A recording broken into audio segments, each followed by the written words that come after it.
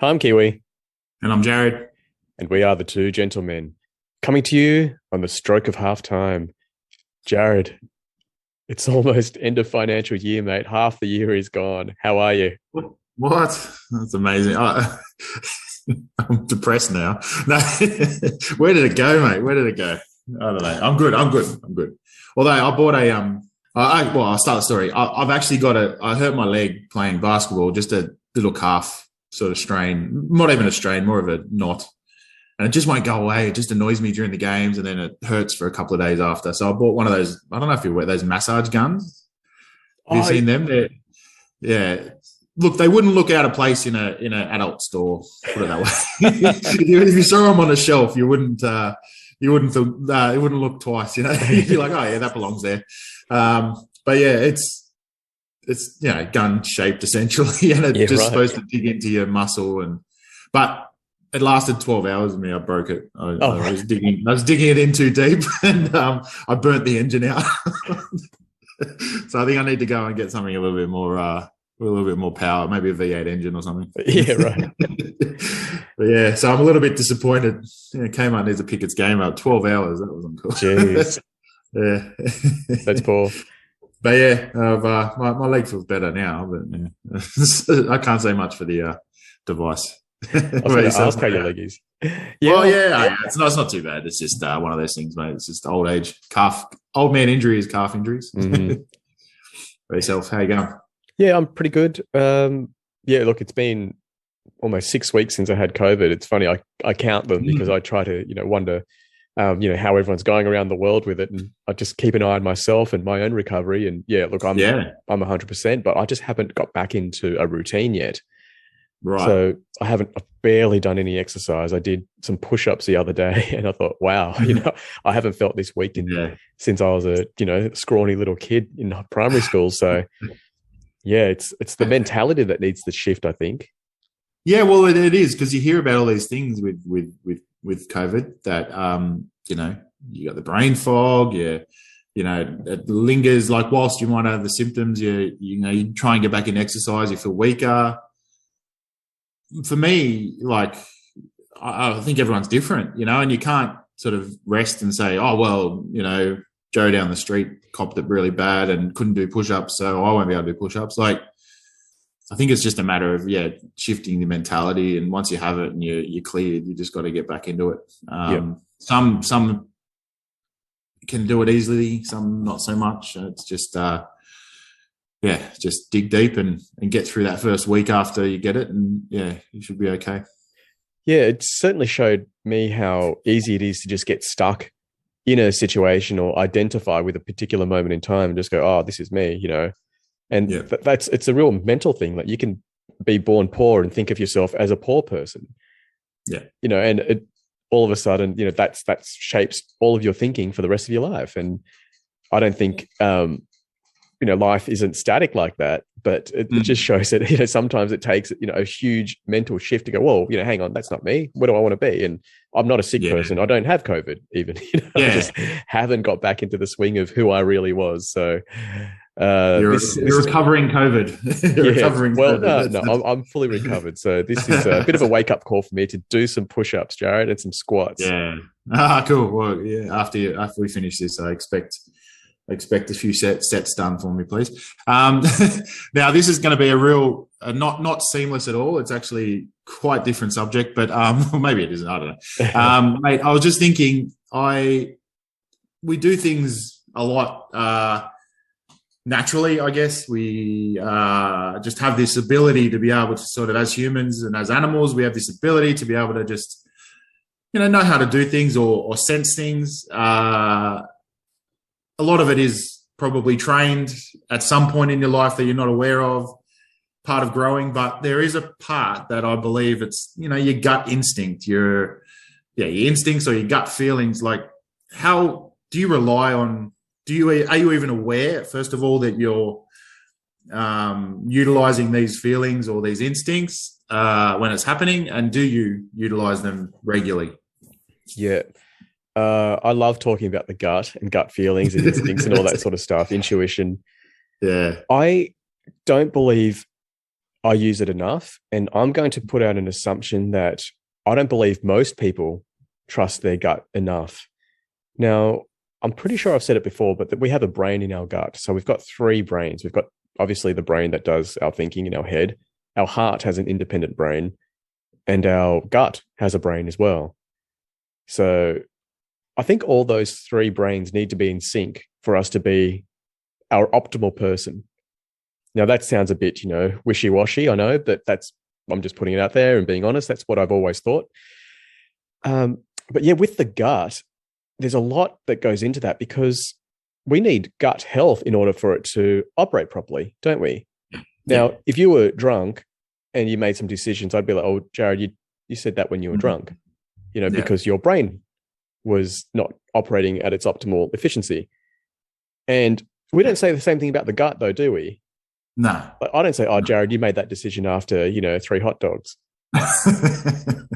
Yeah, true. No, that's true. Yeah. Or, oh, look, Jarad, you haven't had probiotics for a really long time. You haven't been eating your sauerkraut or kimchi, your fermented foods. So, you're obviously, you're not yourself. No one ever says that. I think that's a big reason why we don't trust our gut enough or follow our gut enough, because our gut's not even in the picture. We just use it as this tool really to digest food and protein so we can, be better footballers or whatever, but we don't think about what it does to our overall health. You're very, very right there, mate. Very right. But because sorry, I don't know if I even answered your question, by the way, but not enough. Deflecting, Sorry, Jarad, back to you. No, I was just agreeing really, and I was just going to say that you're right, and we don't even think of that. We just expect our our guts to work, our gut instincts to be there all the time. It doesn't matter whether we have like you said, thrown down 17 donuts or treated it badly, which a lot of us sometimes do. So it's interesting. We want it to be at its peak performance, but we give it a hiding every now and then. But answer my question, mate. Look, I'd like to more. I definitely want to make decisions based on instinct much more than intelligence. And using my brain ruined my final years of football because I was just thinking too much. Me with the ball in my hands in broken field play, that was me playing proper football. Me thinking about what I should be doing just took me out of the game. And I think you see that with a lot of pro athletes. It takes you out of the flow. There are some things where you need to use your brain all the time, like chess, for example. I don't think you should ignore any signals from your brain. You've actually got time to think. But something like tennis, the less you can think, the better. If you can just switch off completely and be an animal and just hit that ball without any ego, it'll go in much more. I'll tell you that. Oh, there's certain, I think it's the muscle memory or the mechanic things that you don't require to think once you've trained yourself or once you know how to do it. I mean, by no means am I saying that I'm, a great basketball player, but I know the games that I don't think about my 3-point shot, I'll hit 7 or 8 in a game. Like, no worries. Not even like, and literally 24 hours later, I think, wow, I shot really well. I've got my next game tonight. I shot really well. What was I doing right? I think about it and I hit, 2 from 12. Like, you're like, how in 24 hours can I forget, to shoot that, like, and do that, like, I mean, I know I'm not professional and I don't train every day or whatever like that, but, it's a lot of it's muscle memory. And for me, it's a mindset, it's a mentality. So, I'm not playing for sheep stations. I'm playing, social, local basketball comp. But if you get in your own head and you overthink things, then, you don't let the rest of your body do what it's supposed to do, and muscle memory, your instincts and all that sort of thing, then, you can fail at certain things or can make things a lot harder. Yeah, definitely. It's almost like an extra layer of processing you need to go through. It's, it's inefficient, really. Yeah. And just keep in mind, animals don't lose their nerve. Like a monkey swinging on a tree, it doesn't go, whoa, can I do that? Pretty high, yeah. They wouldn't know if it's the Olympics or, we had a monkey Olympics. They wouldn't feel any pressure. They wouldn't care. And Yeah, and that's why animal instincts is such a such a thing. Like it's all instincts. It's Yeah. all instinct. And when you say that, it's muscle memory. I guess what muscle memory really means is that we get our bodies to a point where the processing is done at a much more primal part of the brain. This is just a guess. Yeah. I'm sure there are neurologists out there. I know a lot of neurologists listen to our show, so one of them will chime in. We're pretty big in that neurologist demographic. Club. Yeah. But I imagine that there's a part of the primal brain where all of that sort of sinks in, and there's no more thought. It's just doing, really. It's like breathing. You rarely think about breathing unless you're doing something like meditation. In the first few minutes, you really have to focus, but otherwise, you go throughout your day not even thinking about it. I've never thought about pumping my heart either. It's just something that happens. And eventually for you, or for someone like Steph Curry, getting the ball in their hands and jumping and shooting, there's no thought. Yeah, correct. Sometimes I know at the time, maybe just into whatever I'm doing, it's like, wow, once you, sorry, okay, I'll start again. Once you realize that you've done something that's a little bit sort of like, I don't know, not risky, but you haven't thought about it. You've just done it on a gut instinct. The moment you realize it is when you start to sort of falter a little bit. Like I know when again, it's the same sort of thing. Like when I'm training for boxing or something like that, and you're doing like I don't know, 6-8 punch combo or something like that, and you're working, if I don't think about it, once I get the rhythm, I'm good. It's all on instinct, it's all on rhythm. But the moment you realize is like, oh, I've got to throw an uppercut here, or I've got to do that, and then you end up stuffing it up, or someone talks to you, and it's weird, like you get out of that sort of zone of instincts, and you turn into like the brain takes over and messes it up. Maybe it just needs to just take a back seat here and there, the old noggin. It's a hard balance though, isn't it? Once you realize you're using your gut instincts or your instincts, it kind of ruins the whole thing. Like it's really hard. And that's all related to the body. What about related to other things, just general decisions in life, meeting people, personal relationships, especially, a romantic relationship? I think instincts are huge in that. Now, have you been in a situation where you've met someone, Jarad, where you've been like, oh, I don't know if I can trust this person? Or have you met someone where you've been like, I totally gel with this person and I would give this guy my credit card and trust him to, go and buy me something without, overspending? Yeah, yes to both, and for no reason. Like you feel bad, like and then you start thinking about it. You're like, why do I dislike's the wrong word? Why do I not trust this person? and it could be like years down the track that something occurs, and you're like, see, I knew it. I knew it. Yep. And then on the other end, on the positive side of things, you're like, you know what? Like I've literally said hello to you and said the regular greetings you say to everybody, but for some reason, I feel like, I feel like I could trust you. I could say, yeah, mind my kids for 2 days, like you wouldn't sort of have a problem. So it's a weird sort of thing, but it's definitely there, and it's happened to me all through my life. Like whether you act on that, act is the wrong word. Whether you, let's just say whether you.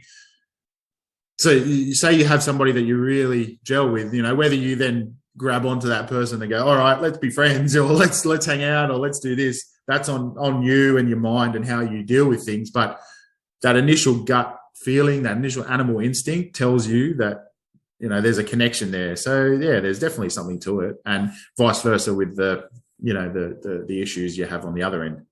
I haven't got anything I can kind of sort of say that I might think of something later, but what about yourself? Do you have that as much as I do? Because like I see a lot of people in my daily life, and part of the process is but this is thinking, I guess, but reading body language and learning and working out trying to work out who is who on little snippets of somebody when they say hello. So do you come across that in your daily life, or have you? Or? Yeah, all the time. So for me, I detect an instant chemistry with a person.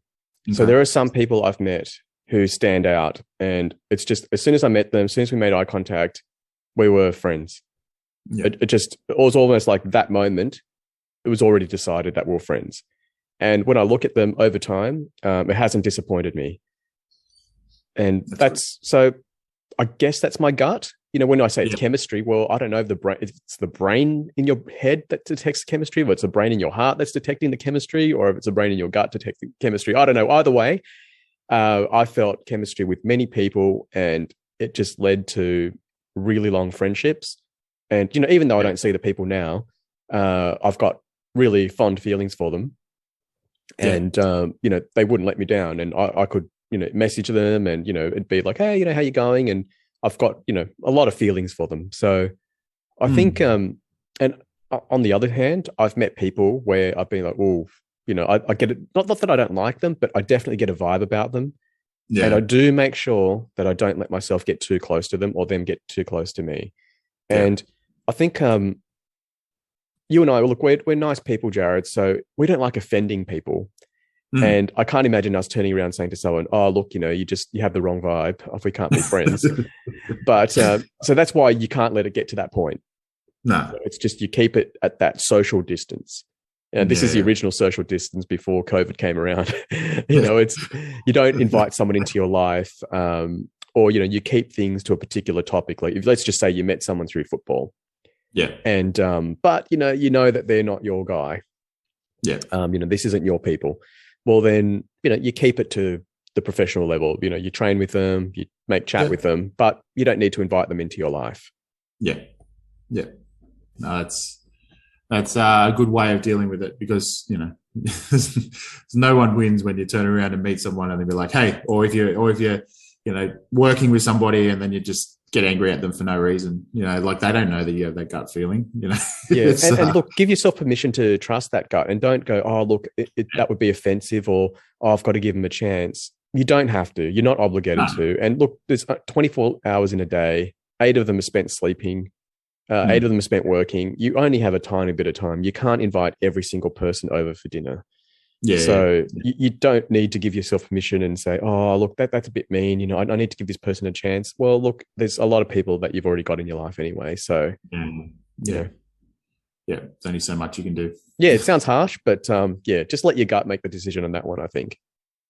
With the origins of this, I mean, you mentioned it there with, your gut has a brain as such. But realistically, when you think about it, your gut is where you feel anxiety, like you totally get butterflies, and some people get ill.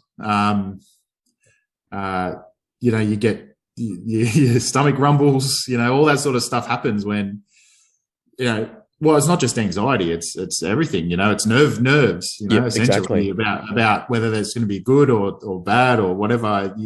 That's the part that. I suppose this is where the origin of gut feelings comes from. I'm only guessing, but I think so, Jarad. It's where you feel it in the gut. Just imagine this, Jarad. You say that the anxiety is felt there in the gut. Imagine if it was felt in the heart. Like you would panic, wouldn't you? Like if your heart started getting really, really tight, and you had these chest pains, you'd be like, "Oh my God, what's wrong?" And you'd really listen to it, wouldn't you? Or even if it was in your head, like if you got massive headaches, a proportional headache compared to what you feel in your gut, in your head. If you had that, you'd really listen. You'd be like, well, I can't do this. I've got to sit down. My head's killing me. But when it's in the gut, it's like, oh no, I'll soldier on. Well, I'll soldier on. Have a listen. Yeah, and I mean, so it's just enough to make us go, oh, I can notice that. Like if it was like you got a sore pinky finger when you had anxiety, like you'd be like, oh, whatever, I don't care. But like the gut's enough for you to go, oh, okay, I'm feeling a little bit off here, but I can still do what I need to do. I'm not struck down with super tight chest or super, sore head or whatever, like you said. I suppose that's when anxiety becomes an issue, when you start to feel that throughout the body rather than just in the gut, but that's probably another subject, definitely another subject. But just discovering things as we speak, in the privacy of our podcast. But definitely give it definitely listen to your gut. And also, your gut can be wrong. Yeah. So with the gut, I imagine that when things are out of sync, for example, when I did stand-up comedy, my whole body just kind of shut down. I had to take the lift up because I could barely walk. I was that nervous. Oh, wow. Yeah, now, that's not my gut telling me don't get on stage. Yeah. There was no danger That was No. my gut out of sync with my brain, I think. So Yeah. my brain caused all of this anxiety for me because I was afraid, naturally. Of course. Same with Yeah. when you play football. There are players who say that they vomit before a game. And these are world-class players. I think Matt Burke said he vomited basically before every game before he got out Alan there. Alan Langer was terrible, apparently. Like, Yeah, he was, and how good is he? He's a legend, all-time great. Yeah. So it doesn't mean that your gut is right. So imagine that, someone gets a bit nervous before a football game. They says, I can't go on. I think my gut's telling me something. I think an airplane is going to fall on the field and kill us all. Yeah.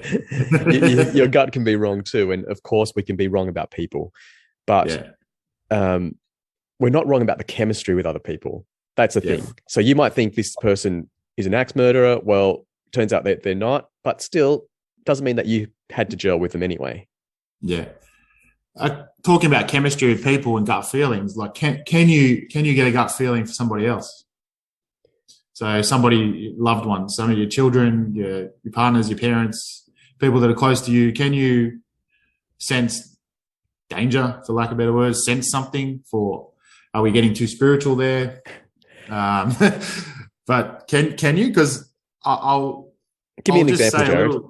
Just a little example, and it's probably like in hindsight, but at 14, and I think you played in that game. I went and we played an opens game against opens game rugby league against Katoomba or something. It was Katoomba, I remember. Yeah. Yeah, and I lasted 5 minutes because I headbutted some guy's knee and basically in a tackle and ended up a bit of a mess.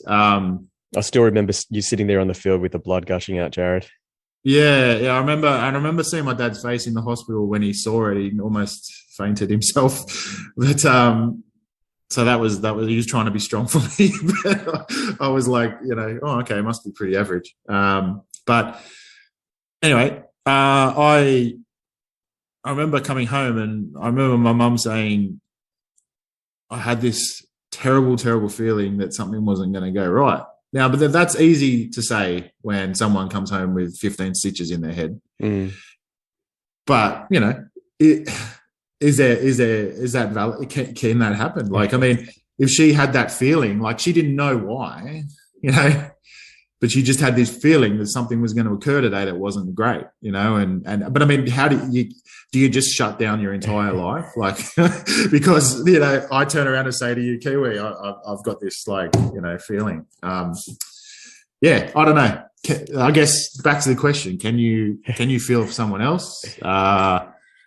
If you're that close to that person, I'm talking close, obviously, your kids and your partners and your wives and whatever, husbands, whatever, like, can you sense something for them?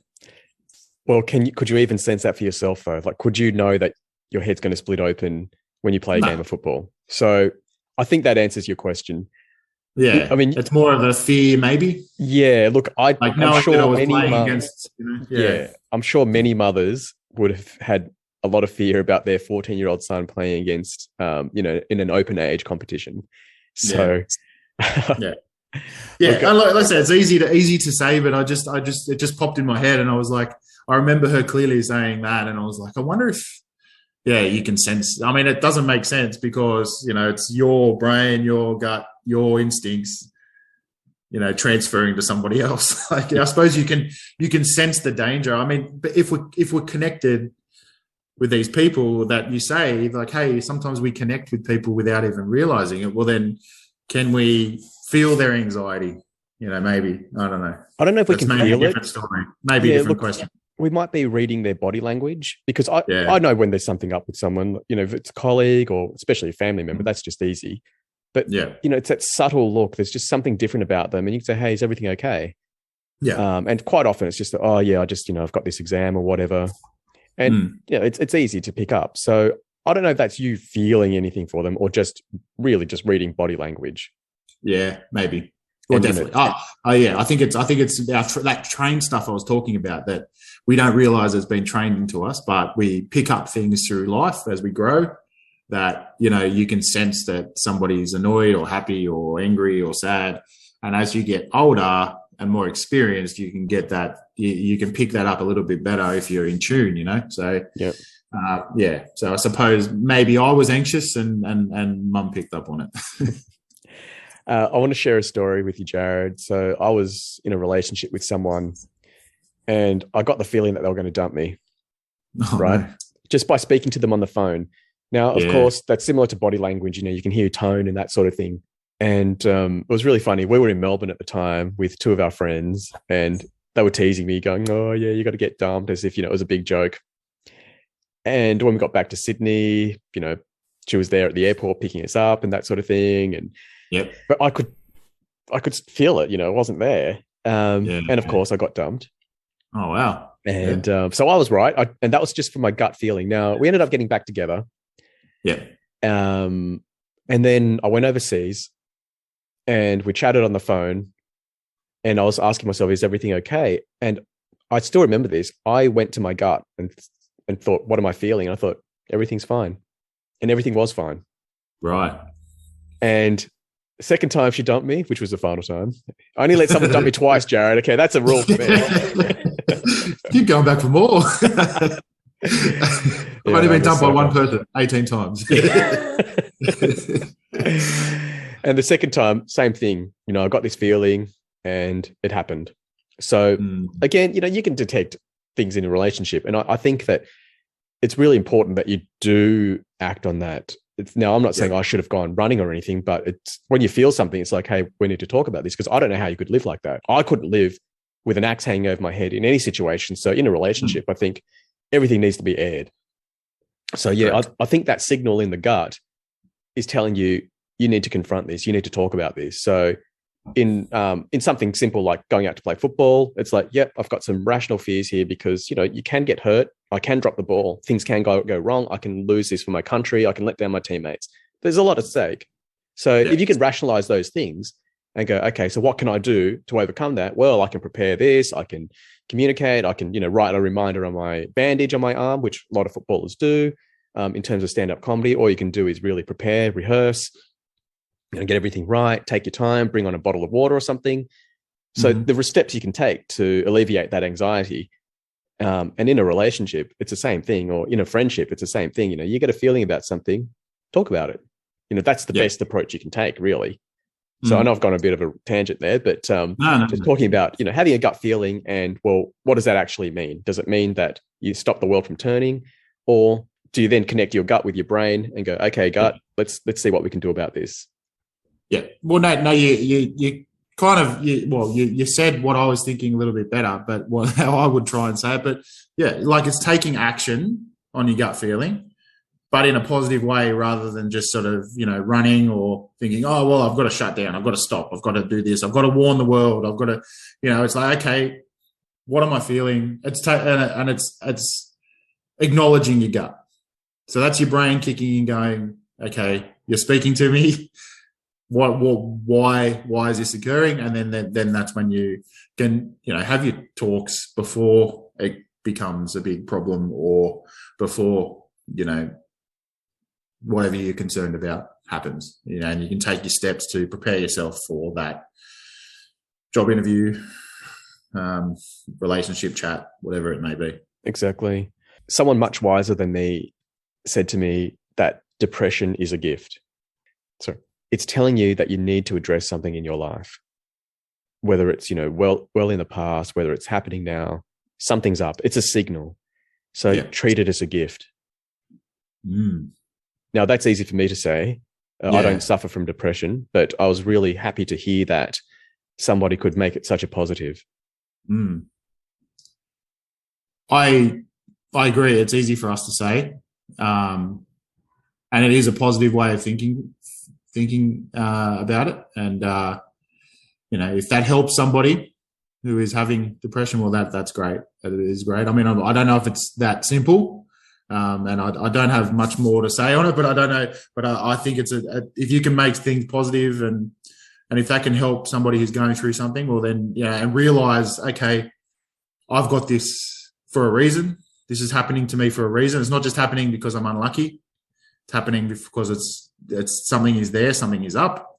And if I can address that, well, then if that's a positive, right? So, I agree with it. I think people suffering depression would sometimes struggle to grasp that. But if for a moment, if somebody can grasp that while they're having, a bad day, that can, if that helps, that's awesome.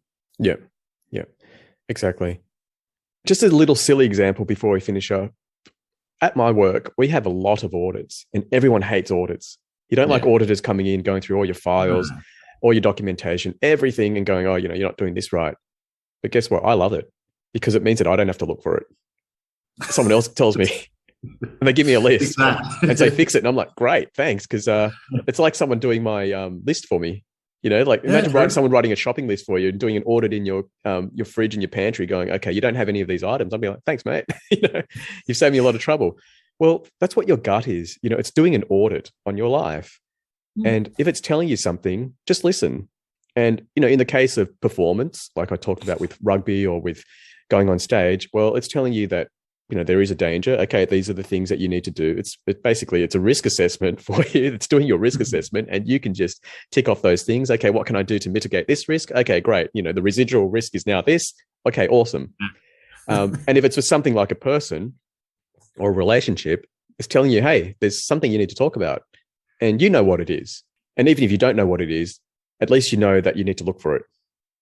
Yeah. So it is a really positive thing. Yeah, that's the important part. Being able to look at it as a positive and not just some busybody gut instinct getting in the way or busybody audit situation, getting up in my grill. But look, it's, I think we kind of talked about what I wanted to talk about. And I think I already had the answer in my head, but yeah, for me, it's trusting your instincts. But what I've learned today is the fact that, trust your gut instincts, but then process why you're feeling that gut instinct. Don't just explode into this panicky state that you can't control. So I've said it earlier, but yeah, trust and then process.